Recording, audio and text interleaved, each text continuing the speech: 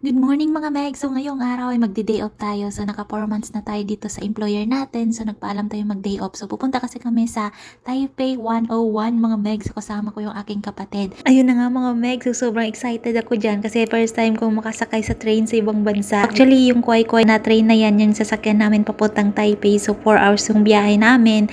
Sobrang layo kasi ng Taipei sa aking area kung saan ako nagtatrabaho.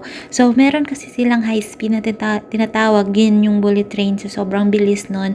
So, mga abot 2 hours and a half yung biyahe namin kapag bullet train. So, dahil kway-kway lang yung available, yung sinakyan natin. Kumain tayo dyan sa train mga Megs kasi nga nag-request ako sa kapatid ko na lutuan niya ako ng pinaksiw na bangus. Kasi yan yung pinaka na-miss ko talaga na pagkain na ulam. Ayan, so sobrang nahiya nga din ako dyan mga Megs na kumain kasi nga nangangamoy yung paksiw sa loob ng train. So, syempre, binibilisan ko yung pagkain dyan. So, syempre, hindi lang yan. May dala po yung kapatid ko na orange. Lahat, kumpleto siya. Na-miss talaga siguro talaga ako ng aking kapatid kasi for almost 4 years na hindi kami nagkita.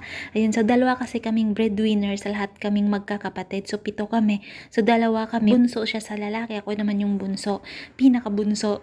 Natawa nga ako dyan mga Megs kasi nga may pasurpresa pa talaga siya yung Ferrero chocolate. Kasi first time ko talaga mga Megs makatikim ng Ferrero chocolate sa buong buhay ko. As in, sobrang excited na talaga akong makapunta sa Taipei 101 kasi yan yung pinaka tourist spot talaga dito sa Taiwan, yung Taipei 101 na yan. So, ayun mga Meg, so sobrang excited din ako na makita ko yung dalawa kong coworker dati sa Pilipinas na nandito rin sa Taiwan nagtatrabaho bilang caretaker din.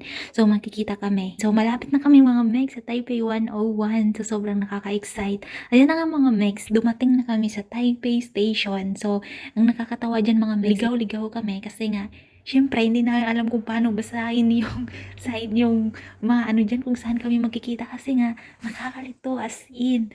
So, tagal siguro mga 30 minutes bago kami nagkita ng mga kasama ko. Ayan na nga mga Meg, si Miss Cheribel. Ayan, so yan yung supervisor ko dati sa trabaho ko sa jewelry shop. Ayan, so caretaker na rin siya dito sa Taiwan. Ayan, so almost 4 years na siya dito. Ayan, sa wakas nagkita na rin kami ni Madam Grace. Ayan, so kumpleto na kami mga Megs. So ready na kami mga Megs to explore sa Taipei 101.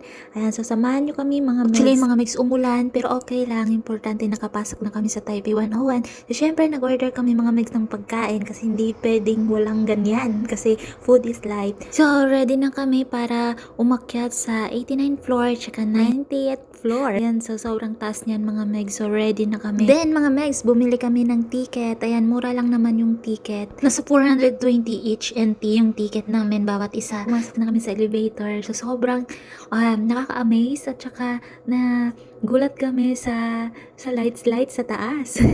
Ayan, dito na kami mga Megs. So sobrang ganda as in, tsaka sobrang taas. Alam mo yun yung feeling na sa buong buhay mo, parang first time ma-experience ng ganyan. So, parang grabe, yung utak ko talaga puno ng excitement sa time na yan. Picture ng picture. Sobrang ganda talaga mga Meg. So, subukan ninyong pumunta dito sa Taipei 101. And so, tapos na kami mga Meg. So, akala namin kasi, pupunta kami sa, 90th floor. Akala namin, meron pa doon. So, hindi namin na-expect na pababa na pala yun. So, ayun. So, syempre, nakalimutan namin na kumuha ng picture.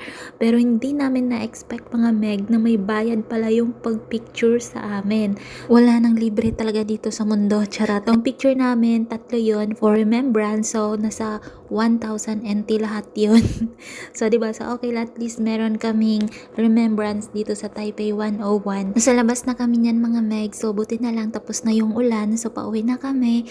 Actually, gabi na yan. Mga 6 o'clock. So, kailangan 7 nakarating na kami sa bahay. Si Miss Che ay nasa Taichung. Ako naman dyan sa Wanlin. Biyahe ko is 30 minutes. Pero kung kway-kway sana ang sinakyan ko is mga 15 minutes lang. Nagkaligaw-ligaw pa kami dyan. Tinulungan ako ni Miss Che. Hanap kung saan talaga ako sasakay pa uwi kasi nga first time ko. Kinakabahan ako dyan mga megs kasi nga hindi ko alam kung tama ba yung sinakyan ko kasi nga yung train na sinakyan ko is man-man. Yan yung pinakabagal na train sa kanila. Buti na lang nakarating ako ng maayos. Thank you Lord talaga. Hindi mawawala yung take out talaga. Yan talaga yung pinakamasaya sa pagbabanding namin sa time na yan. Thank you mga megs sa pakikinig ng aking mini vlog. So I hope nag-enjoy kayo. And mga megs, don't forget to visit my YouTube channel and don't forget to subscribe. Thank you so much mga megs. Bye!